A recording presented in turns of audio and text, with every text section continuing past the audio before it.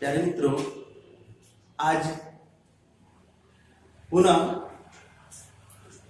कक्षा 10 के विज्ञान सेशन में हम प्रकाश के परावर्तन तथा अपवर्तन लेसन पे बात कर रहे थे।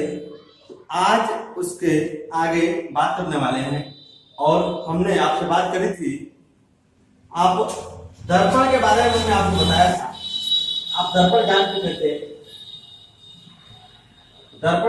आप कि दर्पण क्या होता है, और उसमें हमने बताया था आपको कि दर्पण से कुछ परिभाषाएं थी और तो परिभाषाएं थी।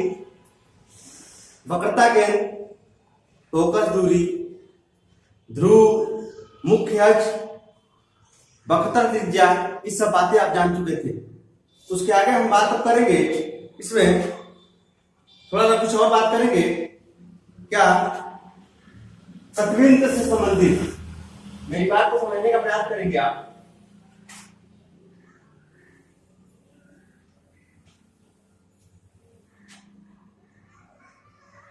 यह है आपका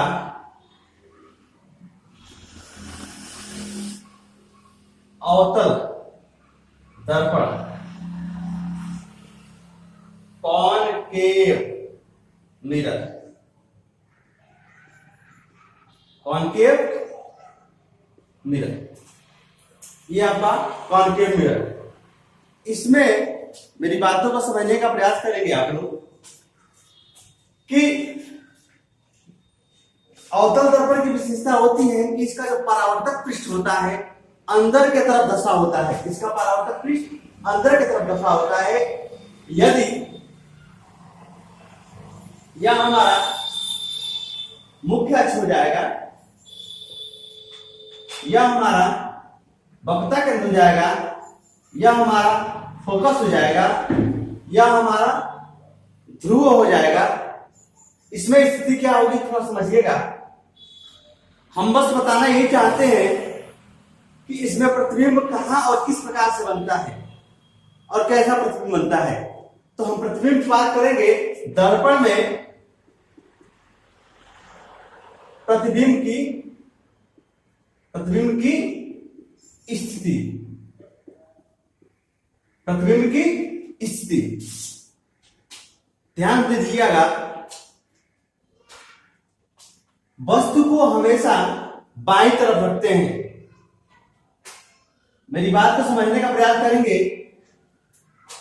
वस्तु की स्थिति यदि अनंत पे रहे, वस्तु की स्थिति यदि अनंत पे रहे, एक बात छोटा बता दे, अवतल दर्पण में हमेशा प्रतिबिंब वास्तविक और उल्टा बनता है। एक बार और, अवतल दर्पण में, कॉनकेव मिरर में हमेशा जो प्रतिबिंब होता है, जो इमेज होता है, हमेशा वास्तविक तथा उल्टा होता है। ठीक अपोजिट तथा रियल बनता है। इस बात को बताना चाहते हैं। अब कहां वस्तु रहती है तो प्रतिबिंब कहां बनता है, इस पे थोड़ा सा बात करते हैं। वस्तु की स्थिति यदि अनंत पे रहे तो प्रतिबिंब हमेशा, वस्तु की स्थिति अनंत पे रहे तो प्रतिबिंब हमेशा फोकस पे बनेगा। वस्तु की स्थिति अनंत पे रहे तो प्रतिबिंब हमेशा फोकस पे बनेगा। अब मेरी बात को समझिएगा। वस्तु की स्थिति, इस हम इमेज से समझाना चाहते हैं। वस्तु की स्थिति अगर मुख्य अक्ष पे रहे तो प्रतिबिंब हमेशा वक्रता केंद्र और फोकस दूरी के या फोकस के बीच में बनेगा। तीसरा बात, वस्तु की स्थिति अगर C पे रहे तो प्रतिबिंब भी C पे बनेगा। यदि वस्तु की स्थिति F और C के बीच में रहे, वस्तु की स्थिति F और C के बीच में रहे तो प्रतिबिंब हमेशा मुख्य अक्ष पर बनेगा। अगला बात, वस्तु की स्थिति यदि F पे रहे, F पर, तो प्रतिबिंब हमेशा अनंत पे बनेगा, अनंत पर। मेरी बात को समझने का प्रयास करेंगे कि इस बात को समझाने से पहले मैं बता दूं कि वस्तु की स्थिति अनंत पे रहे तो प्रतिबिंब F पे बनेगा। वस्तु की स्थिति अनंत पे रहे तो प्रतिबिंब F पे बनेगा और प्रतिबिंब का स्वरूप कैसा होगा? उल्टा होगा, उल्टा होगा और वास्तविक होगा और बिंदु आकार का होगा। अंत में रहे तो फोकस में बनेगा, उल्टा, सीधा और बिंदु आकार का। जैसे ही वस्तु मुख्य अक्ष पे आएगी प्रतिबिंब F और C के बीच में आ जाएगा, प्रतिबिंब यहां आ जाएगा। वस्तु की स्थिति यहां तो प्रतिबिंब यहां। इसमें भी वस्तु की स्थिति बिंदु से थोड़ा सा बड़ा बनेगा, उल्टा बनेगा और वास्तविक बनेगा। फिर वस्तु की स्थिति यदि C पे रहे तो प्रतिबिंब भी C पर बनेगा और जितना बड़ा वस्तु होगा उतना बड़ा ही प्रतिबिंब बनेगा और उल्टा बनेगा और वास्तविक बनेगा। दूसरी बात, और F और C के बीच में वस्तु की स्थिति रहे, F और C के बीच में वस्तु की स्थिति रहे तो प्रतिबिंब हमेशा मुख्य अक्ष में बनेगा और इस स्थिति में प्रतिबिंब वस्तु से बड़ा बनेगा और उल्टा और वास्तविक बनेगा। वस्तु की स्थिति यदि F पे रहे तो प्रतिबिंब अनंत पे बनेगा और प्रतिबिंब बहुत बड़ा बनेगा और वास्तविक तथा उल्टा होगा। मेरी बातों को समझने का प्रयास एक बार करेंगे कि वस्तु की स्थिति अगर अनंत पे रहे तो प्रतिबिंब F बनेगा, वस्तु की स्थिति अनंत पे रहे तो प्रतिबिंब F पे बनेगा और F पे वस्तु रहे तो प्रतिबिंब अनंत पे बनेगा। थोड़ा समझिएगा, वस्तु की स्थिति मुख्य अक्ष पर रहे तो प्रतिबिंब F और C के बीच में बनेगा और वस्तु की स्थिति F और C के बीच में रहे तो प्रतिबिंब मुख्य अक्ष में बनेगा। वस्तु की स्थिति C पे रहे तो प्रतिबिंब भी C पर ही बनेगा और प्रतिबिंब अगर C पे रहे तो वस्तु की स्थिति C पे बनेगा और C पे अगर वस्तु रहे तो वही बात होगी दोनों। यदि वस्तु की स्थिति C पे रहे तो प्रतिबिंब मुख्य अक्ष में बनेगा और मुख्य अक्ष में रहेगा और प्रतिबिंब अगर मुख्य अक्ष में रहेगा तो वस्तु की स्थिति नहीं। प्रतिबिंब अगर C और F के बीच में रहेगा तो वस्तु की स्थिति हमेशा मुख्य अक्ष में होगी। दोनों एक दूसरे के विपरीत है, थोड़ा समझने का प्रयास करेंगे।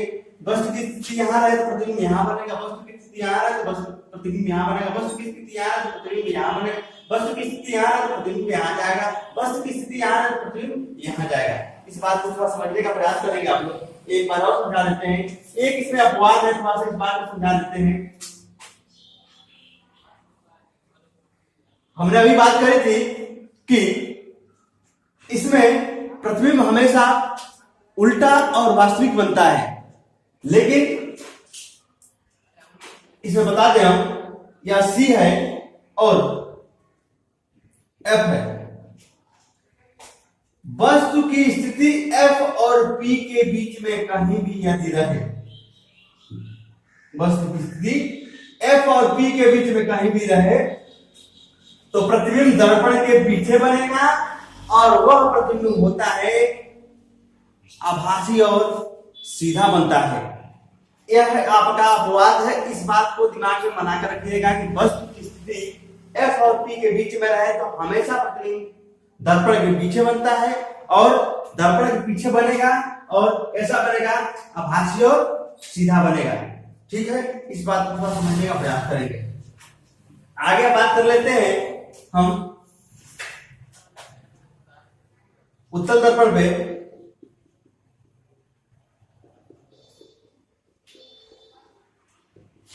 कॉन्वेक्स मिरर, कॉन्वेक्स मिरर पर बात करेंगे, थोड़ा ध्यान दीजिएगा। इसमें स्थिति होती है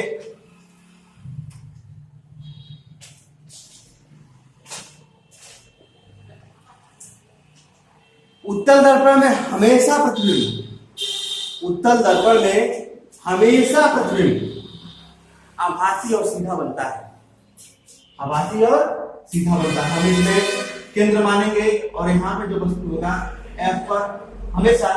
और इसमें प्रतिबिंब वस्तु की स्थिति यदि अनंत पे रहे, वस्तु की स्थिति अनंत पे रहे तो प्रतिबिंब दर्पण के पीछे आभासी और सीधा बनेगा और बिंदु आकार का बनेगा। वस्तु की स्थिति अनंत से थोड़ा सा बाद या मुख्य अक्ष के आसपास कहीं रहे तो प्रतिबिंब F और C के बीच में बनेगा और बिंदु से थोड़ा बड़ा, आभासी और सीधा होगा। इस बात को थोड़ा समझने का प्रयास करेंगे आप लोग। इसमें ज्यादा बात नहीं है, इसमें इतना ही बात है। इस बात को दिमाग में बना के आप लोग रखेंगे, ठीक है ना। आगे बात कर लेते हैं कुछ और छोटे छोटे बातों पर ध्यान दीजिएगा कि अवतल दर्पण का प्रयोग, अवतल दर्पण का प्रयोग और उत्तल दर्पण का प्रयोग।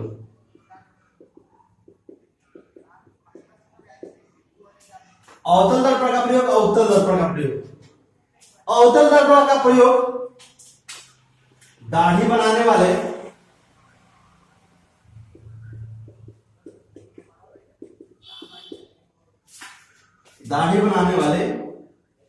दर्पण, डॉक्टर दांत और कान के जांच में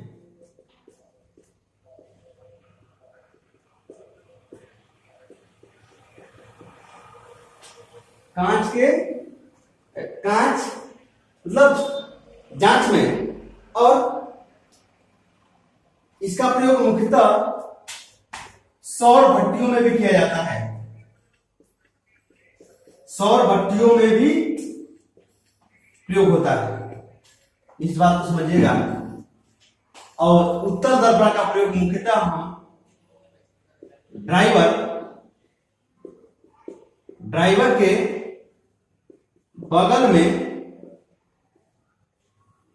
बगल में दर्पण,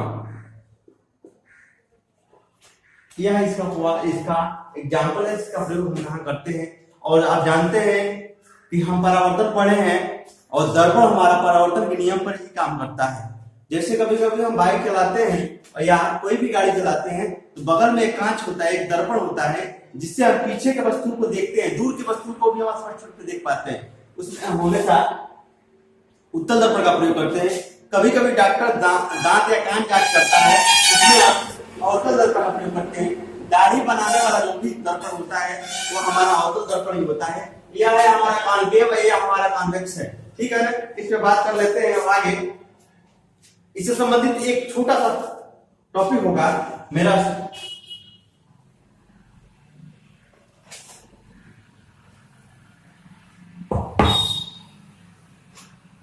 आवर्धन।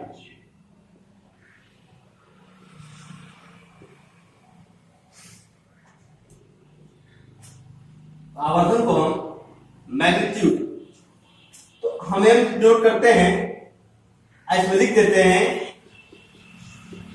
प्रतिबिंब की लंबाई, वस्तु की लंबाई। प्रतिबिंब की लंबाई और वस्तु की लंबाई के अनुपात को आवर्धन बोलते हैं। वस्तु की लंबाई और प्रतिबिंब की लंबाई के, इस तरह कहेंगे, प्रतिबिंब की लंबाई और वस्तु की लंबाई के अनुपात को आवर्धन कहते हैं या मैग्नीट्यूड बोलते हैं। मैग्नीट्यूड,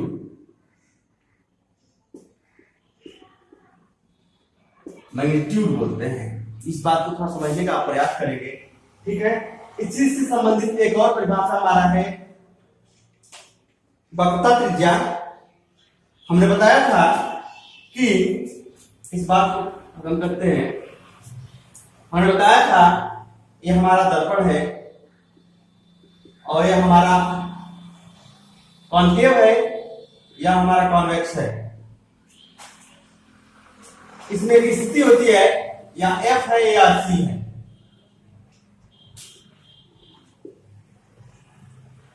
इसमें भी आप जान लीजिए P और C, इसमें भी F होगा आभासी।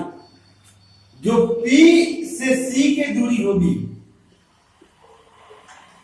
P और C की दूरी होगी, इसके बीच की दूरी अगर हम मान लेते हैं कि R है, क्योंकि केंद्र है तो त्रिज्या होगा, केंद्र है तो त्रिज्या होगा जो R के बराबर होगा, और F होगा जो R/2 के बराबर होगा। इसका मतलब यह है कि जो F होता है वो क्या होता है, वक्रता त्रिज्या का आधा होता है, रेडियस ऑफ कर्वेचर का हाफ होता है। जैसे कि हम कह सकते हैं F इक्वल R/2, यह होता है हमारा,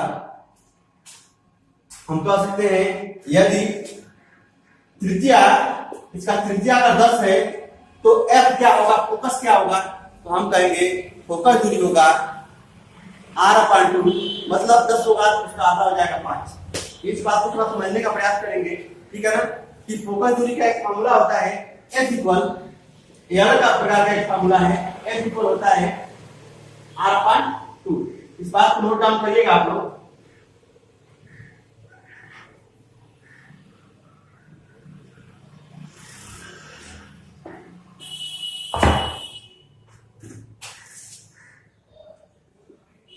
दूरी ज्ञात करने के सूत्र,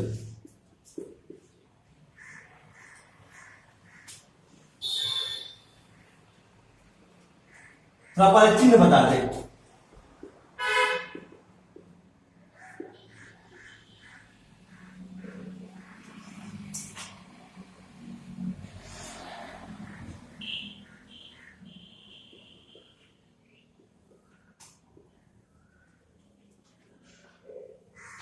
इसमें C और F, P, C और F, वस्तु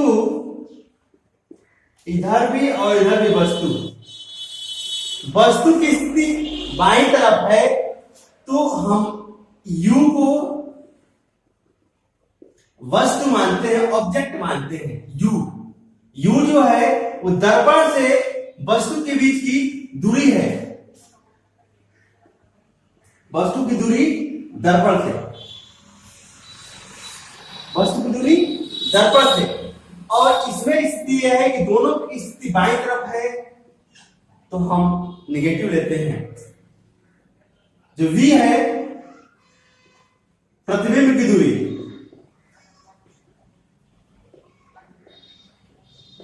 प्रतिबिंब की दूरी, दर्पण से प्रतिबिंब की जो दूरी होती है V होता है, और यह ध्यान दीजिएगा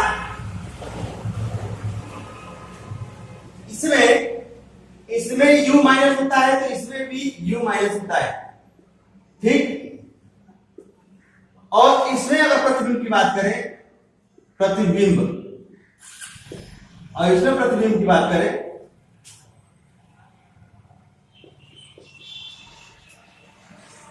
इसमें प्रतिबिंब की बात करें तो इसमें प्रतिबिंब बाएं तरफ बन रहा है, इसमें प्रतिबिंब दर्पण के दाएं तरफ बन रहा है। इसमें जो V होगा वो प्लस होगा, और इसमें जो V होगा वो माइनस होगा। इस बात को समझिए। इसमें जो फोकस दूरी होगा, फोकस दूरी F,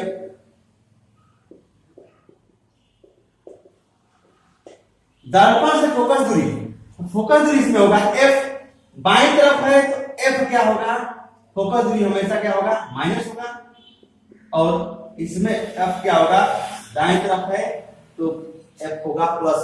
मतलब कि क्वेश्चन बनाते समय, प्रश्न बनाते समय इस बात का ध्यान देंगे हम कि अवतल दर्पण में, अवतल दर्पण में चिन्ह U, V और F तीनों माइनस होगा, तीनों माइनस होता है। लेकिन उत्तल दर्पण में, उत्तल दर्पण में U, केवल U माइनस होगा और सब प्लस होता है। इस बात को थोड़ा समझिएगा, क्योंकि अवतल दर्पण में जो भी बन रहा है दर्पण से बाएं तरफ बन रहा है, बाएं तरफ बनेगा तो तीनों को माइनस लेंगे, और उत्तल दर्पण में केवल वस्तु की स्थिति बाएं तरफ है और सब दाएं तरफ है, इसलिए जो बाएं तरफ है उसको माइनस ले लिया, बाएं तरफ है उसको दाएं तरफ है उसको हमने प्लस ले लिया। इस बात को थोड़ा समझिएगा। और इसकी से निकल के एक आता है सूत्र के निर्माण के बारे में बात करेंगे। इसको इसका स्क्रीनशॉट ले सकते हैं या वीडियो को रोक करके इसको थोड़ा समझने का प्रयास करेंगे। दोनों के लिए एक सूत्र काम करता है। सूत्र होता है आपका, कौन सूत्र है?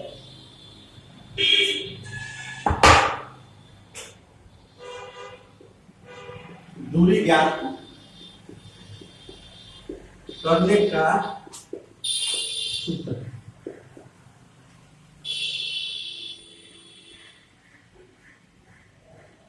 One upon f equal one upon v plus one upon u. आप इसमें जानते हैं एफ है फोकल दूरी, दर्पण से फोकल दूरी है, समझिएगा। वी है प्रतिबिंब की दूरी, दर्पण से प्रतिबिंब की दूरी। यू है वस्तु की दूरी, दर्पण से वस्तु की दूरी। आगे अगला वीडियो बनाने वाले हैं प्रकाश के अपवर्तन, रिफ्लेक्शन ऑफ लाइट। इसको थोड़ा ध्यान दीजिएगा, इसमें कुछ कमी होगा तो आप जरूर कमेंट बॉक्स में बताएं और इसको अच्छी तरह ध्यान दें। और एक मेरा संदेश है कि आप क्लास 10 का सिलेबस पढ़ रहे हैं, एनसीईआरटी के द्वारा सारी चीजों को हम दे रहे हैं, और एक सुव्यवस्थित अच्छी तरह से एक नोट्स बनाने का प्रयास आप करें और इसको अच्छे तरह से पढ़ें और एक एक टॉपिक को आप कवर करते जाएं, मतलब पकड़ते जाएं। धन्यवाद।